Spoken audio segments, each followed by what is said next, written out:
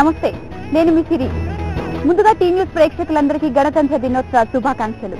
వీళ్ళంతా ఎవరు అని చూస్తున్నారు కదా, ఏం లేదండి, ఏ స్వార్థము లేకుండా రాత్రనక పగలనక ఎండనక వాననక తిండి ఉన్నా లేకపోయినా ఎప్పుడు హై అలర్ట్ తో ఉండి మనల్ని శత్రువుల బారి నుంచి కాపాడే సైనికుల కుటుంబాలు. మరి ఒకసారి వాళ్ళని పలకరిద్దామా, రండి.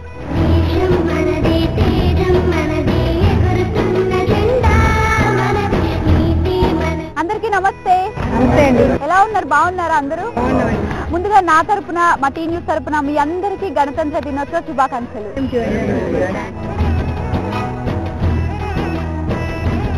నమస్తే సార్. నమస్తే. ముందుగా మీ పేరు చెప్పండి. నా పేరు నాగేశ్వరరావు. నాగేశ్వరరావు గారు, మీరు ఆర్మీలో పనిచేశారు కదా, అసలు ఎంతకాలం పనిచేశారు మీరు? 16 సంవత్సరాలు. 1960 నుంచి 1976 వరకు. 1962 చైనీస్ వార్ లో ఉన్నాను. 1965 పాకిస్తాన్ వార్ లో ఉన్నాను. 1971 బంగ్లాదేశ్ వార్ లో ఉన్నాను. అన్ని ఫ్రంట్ ఏరియాలో యుద్ధభూమిలో ఉన్నాను. దాన్ని బట్టి మీరు మెడల్ చూడొచ్చు. ఆ మెడల్ గవర్నమెంట్ ఇచ్చింది. ఓకే, ఈ మెడల్స్ అన్ని మీరు గవర్నమెంట్ నుంచి సాధించారు. సో మనకి ఒక మెడల్ వచ్చింది అంటే దాని వెనక ఎంతో కృషి ఉందనే అర్థం. సో మీరు ఎలా చేశారు? దీనికి తగ్గట్టు మీ కృషి ఎలా ఉంది? మా కృషిని బట్టే మాకు ఇచ్చేది. బహుశా గవర్నమెంట్ అంత తగినట్లుగా సత్కరించట్లేదు. మాలో ఒక భావన ఉంది. దాన్ని పూరించాలంటే మా వెనుక అసలైన హస్తం మా ఫ్యామిలీ.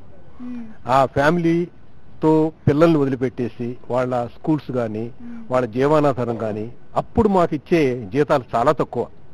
ఇప్పుడు మాకేదో పెన్షన్ ఇస్తున్నారు, ఆ పెన్షన్ కూడా చాలా తక్కువ.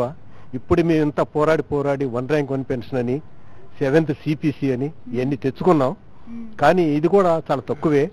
మాకు అందరితో పాటు ప్రతివాడు యుద్ధ సైనికుడిగా పనిచేయాలి అని మన సివిల్ లైఫ్ లో ఉంటుంది. అసలు సైనికుడు అంటే ఏంటి? మేము ఎంత కష్టపడుతున్నాం, అసలు కష్టపడుతాం అంటే కష్టం అనే డెఫినేషన్ బాగుండదు. మేము ఎంత సాక్రిఫైస్ చేస్తున్నాం దేశం కోసం. తర్వాత ఏంటి, యుద్ధ ప్రాతిపదిక మీద చేయాలి. యుద్ధం అంటే చాలా మంది తెలియదు. అది ఆ యుద్ధంలో ఉంటేనే వణిగిపోతారు చాలా మంది. యుద్ధం సినిమాలో చూపిస్తారు. సినిమాలో చూపించేది 1/1 lakh పార్టీ చూపించేది. కంట్రీ యొక్క policy to keep army always young and energetic.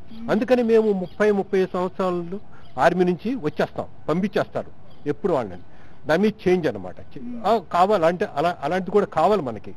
ఇప్పుడు ఈ మధ్య మీరు చూశారు, మన సీఎం కేసీఆర్ గారు మంచి రాయితీలు ఇచ్చారు, బ్రహ్మాండంగా ఇచ్చారు. దానికి తగ్గట్టు ఇంకా మాకేంటంటే మా వెనుక మా యొక్క కుటుంబం, మా పిల్లల యొక్క చదువులు, వాళ్ళ యొక్క క్యారీరు చాలా దెబ్బతింటుంది. రెండోది, మా కుటుంబం మేము ఎప్పుడు వస్తామా, కనీసం సంవత్సరంలో 1 నెల 28 days సెలవు శాంక్షన్ అవుతుంది. కానీ ఇంటికి వెళ్ళే దాకా కూడా మాకు కాన్ఫిడెన్స్ లేదు. ఎప్పుడైనా వాళ్ళు సెలవుని రద్దు చేసుకోవచ్చు. బై ఛాన్స్ వచ్చామనుకోండి, ఇంటికి వెళ్ళి వచ్చామనుకోండి, 2వ రోజే మాకు కాల్ బ్యాక్ చేయొచ్చు. అంత క్లిష్ట పరిస్థితుల్లో మేము ఏమనుకోకుండా, ఇంటికి కూడా ఏం చెప్పకుండా వెళ్ళిపోతాం. ఇక్కడ కూడా మా కుటుంబ సభ్యులు మాకు ఎలాంటి లెటర్స్, వాళ్ళు పడే బాధలు మాకు రాయరు. ఎందుకంటే మేము బాధపడతామని. మా బాధలు వాళ్ళు చెప్పుకోం, వాళ్ళ బాధలు మాకు చెప్పుకోరు. అంటే అదేంటి, అది దేశభక్తి.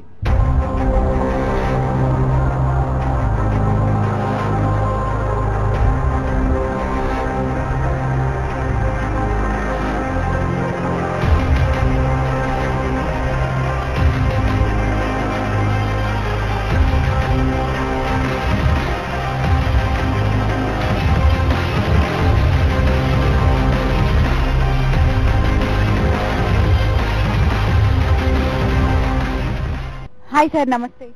నమస్తే అమ్మా. మీ పేరు? నా పేరు రంగయ్య గౌడ్ అమ్మిక. Okay, Nayak from EME retired. Okay, ఎలా ఉన్నారు సార్? బాగున్నమ్మా, ఇప్పటి వరకు పర్వాలేదు, దేవుడి దయ వల్ల. 65 సంవత్సరాలైనా కూడా వయసు కొద్దిగా సహకరిస్తుంది. ఓకే, మరి మీరు ఆర్మీలో పనిచేశారు కదా, ఎంతకాలం పనిచేశారు, ఎక్కడ పనిచేశారు? అంటే మొదటి సర్వీస్ చూసుకుంటే నేను 1965లో ఆర్టిలరీలో చేరాను, ఫైటింగ్ ఫోర్స్ యాజ్ ఏ గన్నర్గా. ఆ సర్వీస్ నేను 3 years చేయగలిగిన. దాని తర్వాత నేను తిరిగి రావటం, దాని తర్వాత 1972లో EMEలో చేరటం as a electrician, vehicle mech.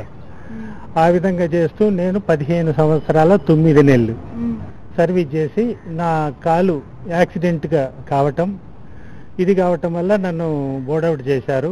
Army నుంచి రిటైర్డ్ అయి 1988లో ఇంటికి వచ్చేసి, ఆ తర్వాత నేను కొన్ని సంవత్సరాలు వజీర్ సుల్తాన్ టొబాకో చార్మినార్ సిగరెట్ ఫ్యాక్టరీలో యాజ్ ఏ సెక్యూరిటీ గార్డ్గా చూశాను.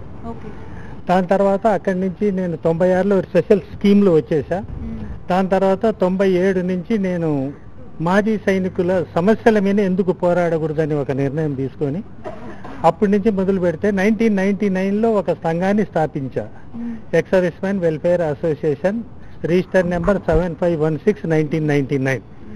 దాన్ని బేస్ చేసుకొని ఈ హైదరాబాదు పరిసరాలు అయితేనేమి, మన చుట్టుపక్కల గ్రామాలు అయితేనేమి సైనికులు ఎక్కడ ఉన్నారా అని కొద్దిగా పర్యవేక్షణ చేసి వాళ్ళ సమస్యలు సాధక పథకాలు ఏమన్నా ఉన్నాయంటే వాళ్ళు చెప్పిన ప్రకారం తిరిగి చేయాలి అంటే ప్రభుత్వ సహకారం కావాలి.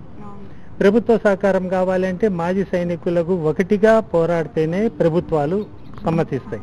మీకు అసలు ఆర్మీ అంటే ఎందుకు ఇష్టం? అంటే ఏదో ఒక సిచ్యువేషన్ మనకి ఏదో పని చేయాలా చేస్తుంది. మీకు ఏ సిచ్యువేషన్ ఆర్మీలో పని చేయాలని చేసింది? ఆర్మీలో పని చేరటం అనేది చిన్న ఇష్యూ అయితే కాదమ్మా. ఏంటంటే మనం ఆర్మీలో చేరాలనే సంకల్పం వచ్చినప్పుడు మనం చిన్న పిల్లలం, సివిల్ పిల్లలం, మనకేం తెలియదు what is going on in army అని. కానీ మనం ఒక దేశభక్తి ఉంటుంది. ఎంతో మంది పాకిస్తాను, చైనా మీద పోరాడుతూ మన సైనికులు గొప్ప పేరు ప్రతిష్టలు సంపాదించుకున్నారు. అటువంటి ప్రతిష్ట మనమెందుకు సాధించడానికి పోకూడదు అనే సంకల్పం తీసుకోవటం. నేను 65 అయితేనేమి 71 అనేది సంకల్పంలో చేరటము, ట్రైనింగ్ చేసుకొని యాజ్ ఏ టెక్నీషియన్గా పోవటం జరిగింది. ఆ టెక్నీషియన్గా నేను చేసిన సర్వీసులో దేశం ప్రతి నేను చేసిన మధ్యలో ఏనాడు యుద్ధాలు జరగలేదు, నేను ఏ యుద్ధాలలో పాల్గొనలేదు. కాదంటే ట్రైనింగ్ యుద్ధ ప్రాక్టీసులలో విరిగా పాల్గొన్నా. ఇది యుద్ధ ప్రాక్టీసులు అనేవి యుద్ధం లాగానే ఉంటాయి, కాదంటే అంత ప్రాణాలు పోయే స్థితిలో ఉండవు. మనకు ప్రొటెక్షన్ ఉంటుంది. ఆ విధంగా చేసుకొని తిరిగి నేను చేసుకొని రావటం జరిగింది.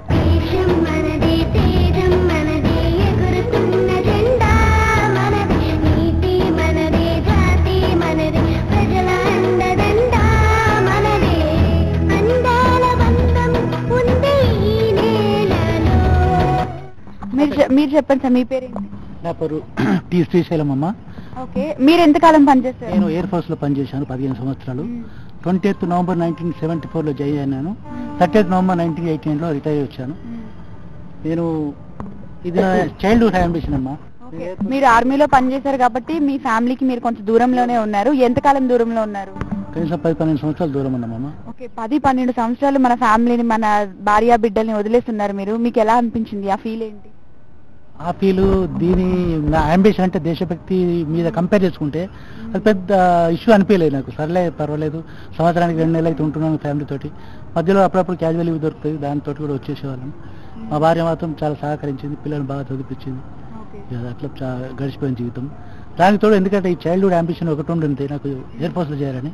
రెండోది నా అంబిషన్ అని ఒక పోస్ట్ గ్రాడ్యుయేట్ కావాలని అనుకున్నాను జీవితంలో. ఉద్యోగ రీత్యా ఎయిర్ ఫోర్స్ ఉండాలా, చదువు రీత్యా పోస్ట్ గ్రాడ్యుయేషన్ చేయాలనుకున్నాను. దేవుని దేవాల WMA చేశాను, నేను LLB చేసుకున్నాను, డిప్లొమాలు చేసుకున్నాను. అదొక నాకు హోలీ ఇన్స్టిట్యూట్ అన్నట్టు. సైన్యంలో నేను చేరడము ఒక సైనికుడిగా నేను బాధపడాల్సిన అవసరం లేదు. అది హోలీ ఇన్స్టిట్యూట్. నా డ్యూటీ చేసుకున్నాను, నా తృప్తి ప్రకారం నేను చదువుకున్నాను. సో ఈ 2 అంబిషన్స్లో నాకు చాలా సంతోషం ఇచ్చింది.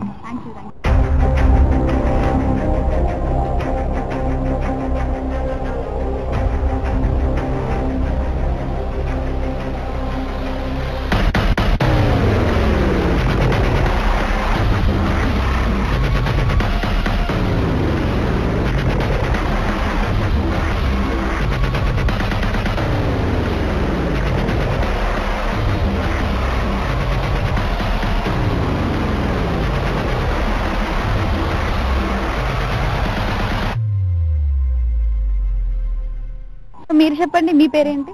నా పేరు వెంకటరెడ్డి అండి. మీరు ఎంతకాలం పనిచేశారు ఆర్మీలో? నేను 16 years చేశానండి. 1974 నుంచి 1990 రిటైర్మెంట్ అయ్యాను. అది నేను యాక్చువల్గా నేను మామూలుగా డ్రైవర్గా నేను అపాయింట్మెంట్ అయింది మిలిటరీలో. 16 సంవత్సరాలు చేశాను. కాబట్టి నా పీరియడ్లో ఎక్కడ వార్ అనేది ఏం జరగలేదు.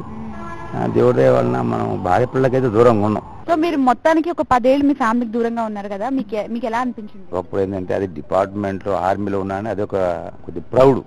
నేను ఆర్మీలో చేశాను. ఇంకా భార్య పిల్లలు అంటవా, అది ఇంటికి వచ్చేసరి సంవత్సరానికి 2 నెలలు మధ్యలో ఏదో క్యాజువల్ 10 days ఇచ్చేవాళ్ళు.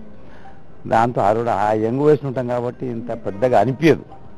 అవును, అంటే ఇప్పుడు మన ఫ్యామిలీ నుంచి ఒక లెటర్ గానీ, ఇప్పుడు అంటే టెక్నాలజీ పెరిగిపోయింది, ఫోన్స్ అవి వచ్చాయి, అప్పట్లోనే లెటర్స్ కాబట్టి, సో లెటర్ మీ ఇంటి నుంచి మీకు లెటర్ వచ్చినప్పుడు మీకు ఎలా అనిపించింది? చాలా సంతోషపడేవాళ్ళు.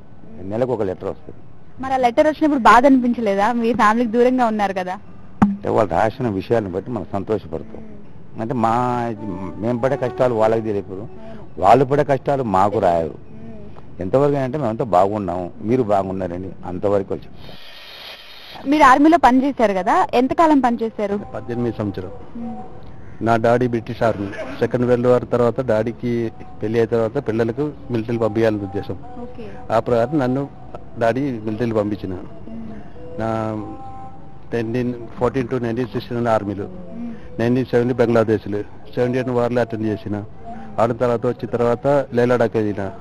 కారు, కేరీ, ప్రతాపూర్ సట అన్ని బోటలు సర్వీస్ చేసి తర్వాత పంజాబ్ ద్వారా లక్నో ఆసాం, ఇట్లా 18 సంవత్సరాలు సర్వీస్ చేసిన. రిటైర్మెంట్ అయ్యి. మరి మీకు ఎప్పుడు అనిపించలేదా ఈ ఆర్మీ వల్ల నా ఫ్యామిలీకి దూరంగా ఉన్నాను, నాకు ఎందుకు ఏదో అందరిలాగా నేను ఒక ఉద్యోగం చేసుకుని నా భార్య బిడ్డలతో సంతోషంగా ఉంటాను అని ఎప్పుడు మీకు అనిపించలేదా? అట్లా ఉండే వరకు మిలిటరీకి వెళ్ళొద్దు. ఎవరు మిలిటరీ ఉండే దేశ సేవ కోసం పోవాలంటే ఎవరు అదే గురించి ఆలోచించారు. భార్య ఫ్యామిలీ గురించి ఆలోచిస్తే ఎవరు సర్వీస్ చేయాలంటే కష్టం. దేశ సేవ చేయాలంటే ఇప్పుడు పోకుండా ఉండాలి. ఎలా ఉన్నారు మన భార్య బిడ్డల్ని వదిలేసి దేశం కోసం? ఎలా మీకు అంటే ఏ సిచ్యువేషన్ మీకు అలా చేసేలా చేసింది? ఆర్మీలో 17 సంవత్సరం మంచి ఏజ్ ఉన్న టైంలో తీసుకుంటుంది. అదే 30-35 ఏజ్ దాకా ఎవరికి రిటైర్మెంట్ అయితే, ఒక 2 చిన్న పిల్లలు అయిన తర్వాత అప్పటిదాకా మనం రిటైర్మెంట్ అయ్యి వస్తుంది. సెటిల్ దానికి చాలా కష్టం అవుతుంది. అప్పుడు మంచి ఏజ్ ఆర్మీలో పనిచేసిన తర్వాత వచ్చిన తర్వాత డ్యూటీ దొరకాలంటే కష్టం. డ్యూటీ దొరికినా కానీ అంత జీతం లేకుండా ఎవరికి కష్టపడుతుంది. చాలా బాగా చెప్పారు. Thank you so much. మీరు చెప్పండి సార్, మీ పేరేంటి? నా పేరు చంద్రమౌళి. ఓకే, ఎలా ఉన్నారు? బాగున్నారా? బాగున్నా. ఓకే, చంద్రమౌళి గారు, మీరు ఆర్మీలో ఎంతకాలం పనిచేశారు? నేను 20 years చేశాను. 20 years చేశారంటే, సో 20 years మీ ఫ్యామిలీకి దూరంగా ఉన్నారా? అయితే అంటే ఒక 6 years వరకు ఫ్యామిలీతో పెట్టుకున్నా క్వార్టర్స్ లో, 14 years బయట చేస్తున్నాను.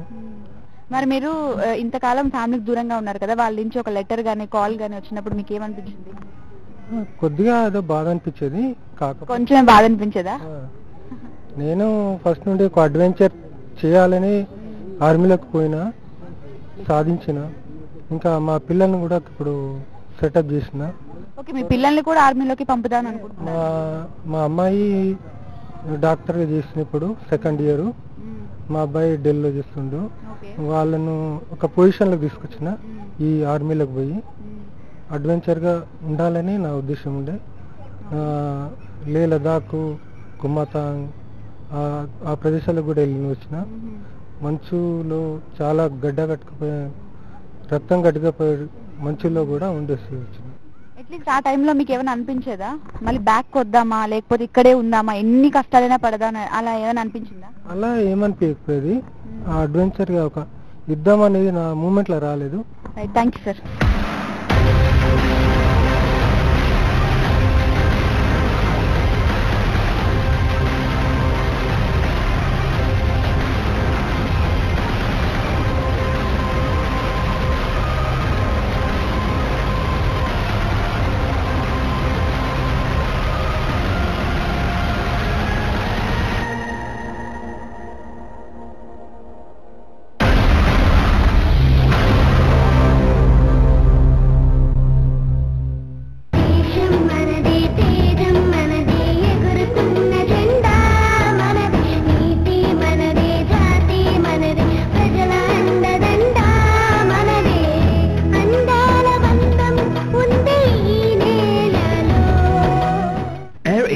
Offers 50% off on its return flights across our domestic network.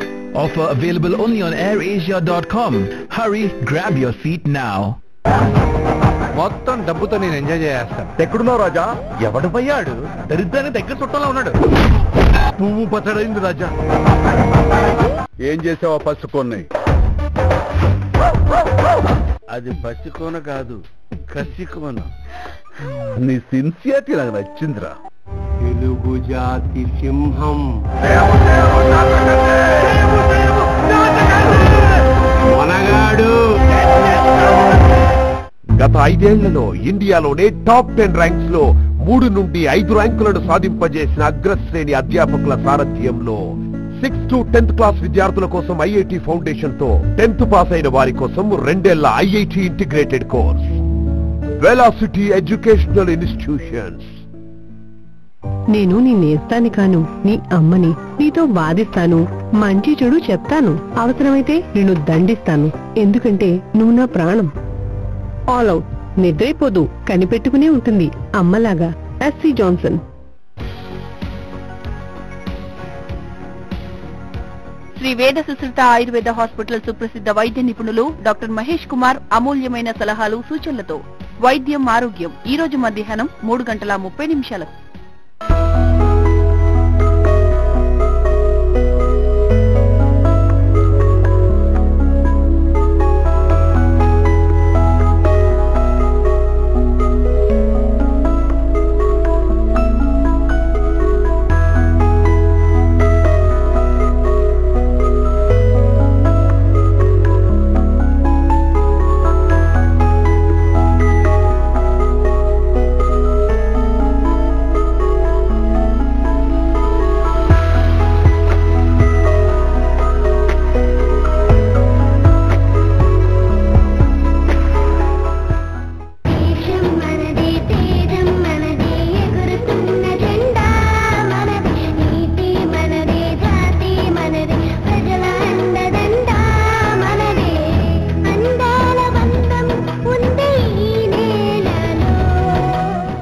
మీరు చెప్పండి సార్, మీ పేరేంటి? నా పేరు పెరుమాళ్.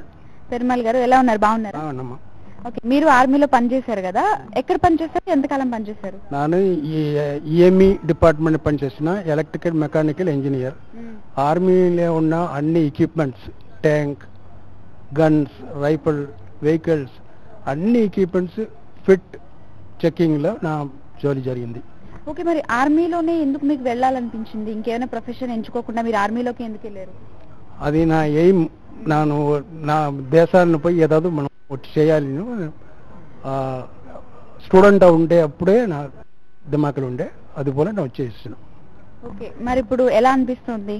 ఒకప్పుడు నేను దేశం కోసం చాలా గొప్పగా గర్వంగా బ్రతికాను కదా, ఇప్పుడు మీరు రిటైర్డ్ అయ్యారు. సో ఇంకా ఇంకా ఉంటే బాగుండు అనిపిస్తుందా? ఆర్మీలో ఇంకా పనిచేస్తే బాగుండు అని ఎప్పుడైనా అనిపించిందా? ఇప్పుడు కూడా ఆర్మీలో ఉన్నాను కదా. ఎక్స్ సర్వీస్ మెన్ ఎప్పుడునో ఆ లైన్ లో ఉంటాడు. ఆర్మీలో ఉండే ఎట్ట ఉన్నానో అటు అదే డిసిప్లిన్, అదే మెయింటెనెన్స్, అదే సిచ్యువేషన్, అదే హెల్ప్నెస్, అదే ఆక్రోశంలో ఎప్పుడు ఉంటాడు. ఓకే, మీరు రిటైర్డ్ అయినప్పటికీ ఇంకా ఆ ఫీల్డ్ తోనే ఉంటున్నారు మొత్తం. అదే same. Right, thank you sir. Sir మీ పేరు చెప్పండి. నా పేరు షేక్ మొహద్దీన్. నేను మొహమ్మద్ ఫిరోజ్ ఖాన్ మామని. మా బిడ్డ అయ్యమ్మ, ఆయన భార్య. ఆయన 12 సంవత్సరాలు అక్కడ జమ్మూ కాశ్మీర్లో మిలిటరీలో ఇచ్చేశాడు. 2013లో ఆయనకు బార్లో వార్ నడిపేటప్పుడు ఆయనకు గోలీ తగిలింది, ఇక్కడ చనిపోయాడు ఆయన. అప్పటి నుంచి ఆయన ఇక్కడ డెడ్ బాడీ కూడా హైదరాబాద్కి తెచ్చారు వాళ్ళు. తెచ్చి ఇక్కడే సమాధి చేశాము. సో మీకు ఎప్పుడైనా అనిపించిందా ఫ్యామిలీకి దూరంగా ఉన్నారు, ఇట్లా ఆర్మీలో చేయడం వల్ల మీకు ఏమైనా అనిపించిందా ఇలా దూరంగా ఉండడం వల్ల? ఫోన్ చేసేటోడు ఎక్కువ ఫోన్ చేయదండి. ఇక్కడ మాకు చాలా అంటే చాలా వార్ నడుస్తుంది ఇక్కడ, మీరు ఏం మాట్లాడదని చెప్పాడు ఆయన. అప్పుడు చెప్తా ఉండేది, లెటర్ ఏం రాదని. నేను కావాల్సింటే ఇక్కడ కాశ్మీర్కి సిటీలో వచ్చిన తర్వాత మీకు ఫోన్లో నేను మాట్లాడతానని ఈయన భార్యకి చెప్పేటాడు. ఆయన అక్కడ పోయినప్పుడు మా పాపని మేము ఇంటికి తీసుకుపోతుండే.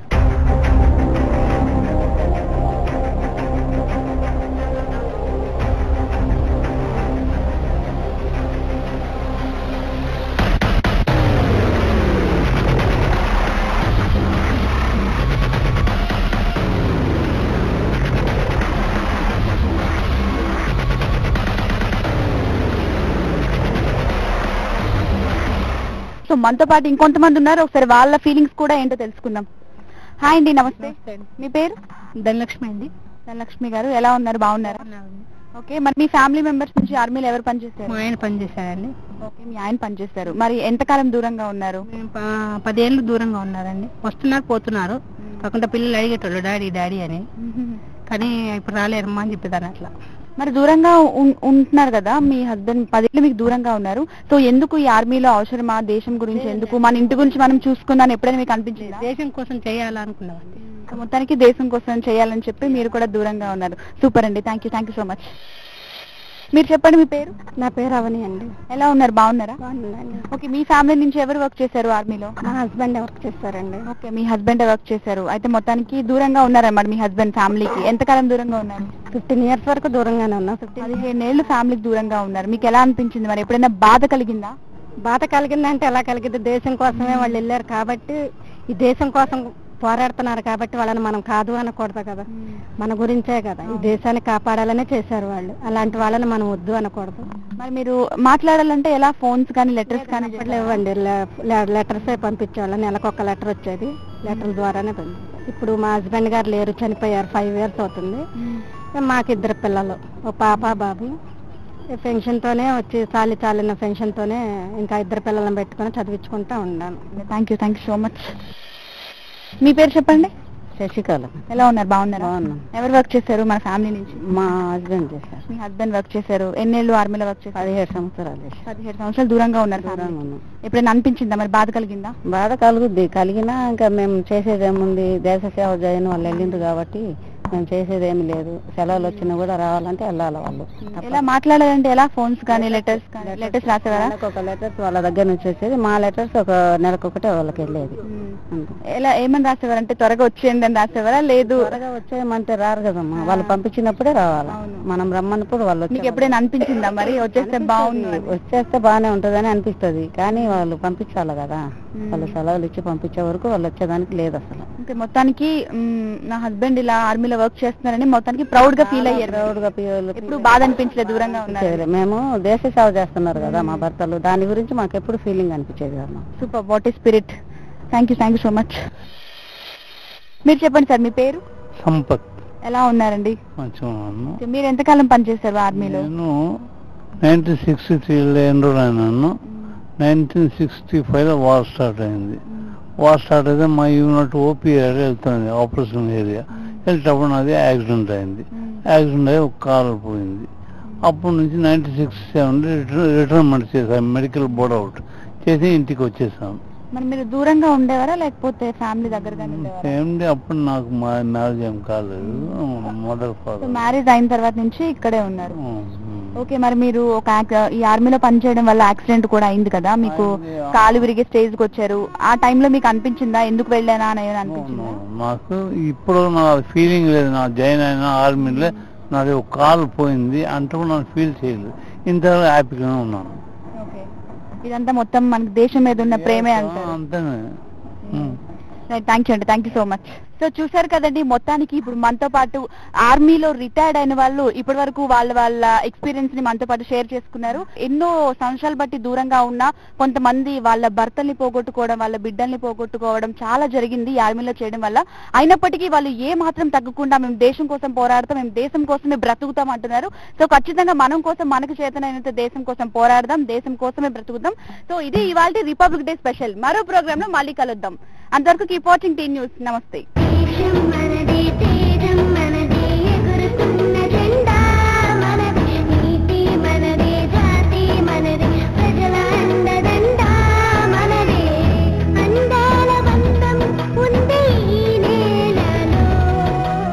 ఈ బులెటిన్ ను మీకు సమర్పిస్తున్న వారు బిర్లా A1 ప్రీమియం సిమెంట్, దృఢత్వంలో A1, నమ్మకంలో A1.